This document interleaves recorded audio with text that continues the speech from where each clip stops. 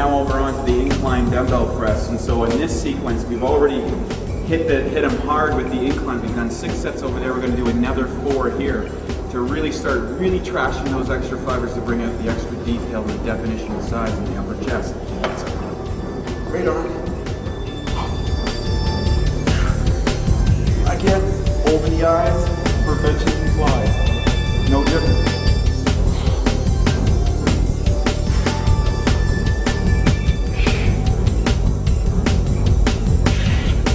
One of the things that you should be aware of, the listener, the watcher, is just how there's no one ultimate system. The ultimate system is a combination of systems. And I think that's where people go wrong. You know, they find one thing that works and they just marry themselves to it, so to speak, and they never want to try anything else or be open to different stuff. And what I learned from you is that, hey, really there's a multitude of things that work.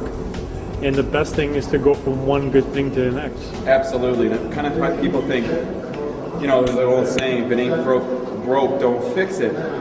But that doesn't mean that's not the level of progress. And your body is very adaptive. So what works now, for maybe a week, 2 weeks, 3 weeks, maybe even up to 2 or 3 months, it's not going to carry you through. And so if you've looked at, when I studied all the top guys, for a lot of years I would sometimes see contradictions in their training. Well, how come they're doing this at this time and this at that time? And then as I got more involved in the sport, what I recognized is that these guys were actually evolving as their training was going on. So if you studied them through other things, then you could see an evolution. And what I looked at is there was patterns within that evolution.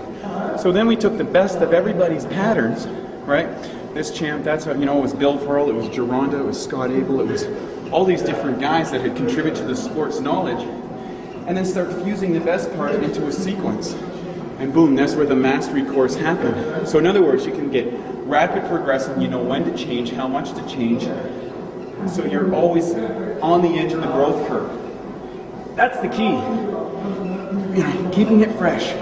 So we're gonna go back at it again.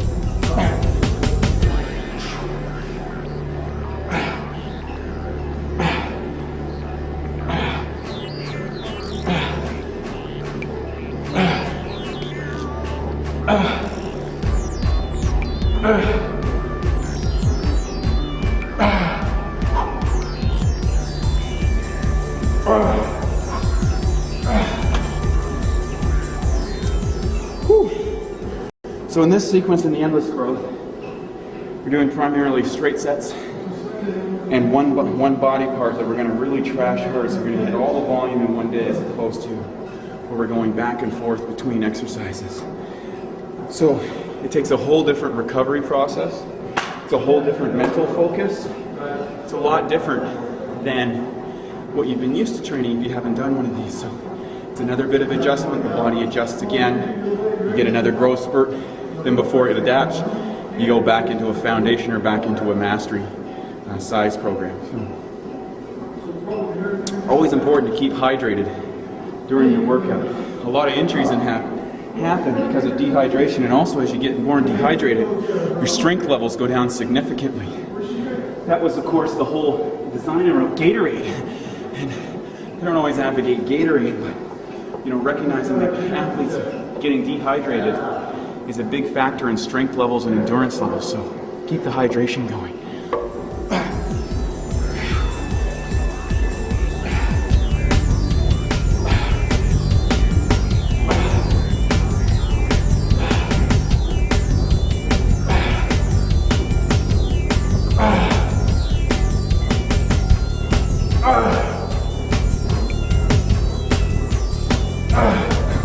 Make sure at the top too, that you're not pressing with your arms. When you come up, you want to really squeeze with the chest so you can see the muscles flex, right? And then over the eyes is another level. As you can see when I go like this, how the top half of the chest becomes activated as it's not here. Up here it is. Keep that chin tucked. Those are the little mental things that you want to be running through and get in the habit. So in other words, I do a set, as I'm recovering, I write another thing down. So maybe I might have noticed something in that set. I'll put a little note here, okay? A little triangle in the comments section. I'll go, hey, keep chin tucked, right? And so these little tips, by writing it down, it goes deeper into your memory bank. It's like, oh yeah, I got to keep my chin tucked every time. And then what happens when I'm going through my routine, when I would hit next week's chest workout, I would look back at last week's and I'd see these little notes that I made. Now, if I'm not keeping track of this in my journal, I'm not going to remember those notes. Okay, so a little note right at the moment. I forget about it. Next week I come back and I review it and I go, oh yeah, doing inclines, got to keep the chins tucked, right? So we got one more round on these ones. Let's hit it.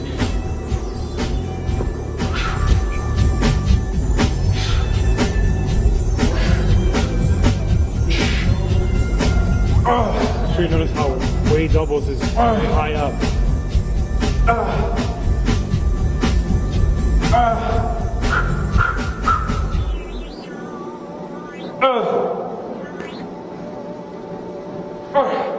Good. All right, we're gonna go on to the next exercise sequence. As we get that set up, get ready and we're gonna hit it some more. What can I expect to achieve from following an endless growth routine? And really, I call this separating the men from the boys. In other words, this is the kind of routine that takes your physique from a raw mass of muscle and refines it into a chiseled statue like Michelangelo would create. So in other words, it's about building the quality within the muscle mass that you've developed in the other routines on the program.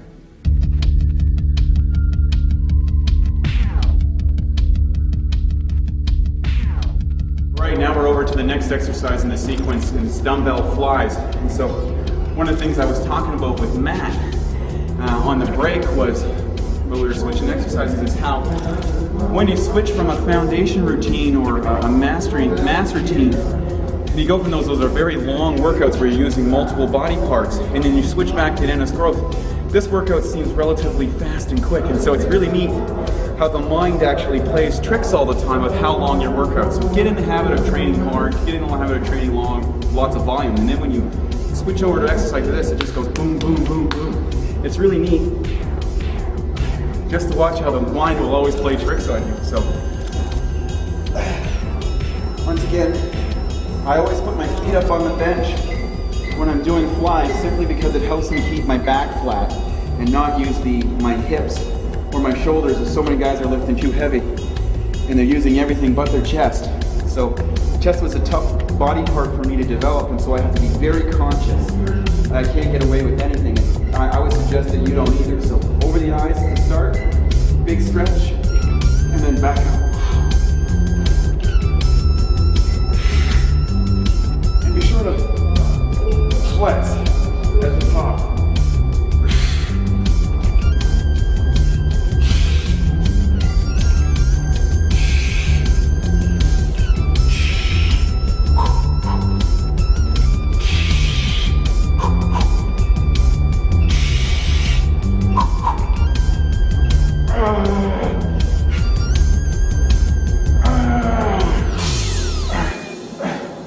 Really feel the stretch on those ones. Sometimes when you come up, what I like to do, especially if I'm getting leaner, I just take a few times and I'll practice flexing from different angles, moving the chest, watching the development, pumping, right? This thing, it can be very motivating, right? So, and then you'd hold it. One of the things Arnold was famous for was holding his shots in between, and just holding it and letting that muscle flex. And it builds extra definition as the leaner you get. And for those of you guys that want to compete, one of the things that you want to be always doing is learning to control the muscle so you can just flex it at will, right? Just like that. So complete muscle control. Also, when you do that, you start building stronger neural pathways to the muscle so you can get better development all around. So you want to talk just 1 second about the innervation pattern you're using in this workout? Well, in this one, it's interesting is because we want to really target the upper pass. So if you notice, we put 10 sets already. From inclines, and then we went to dumbbell presses as well.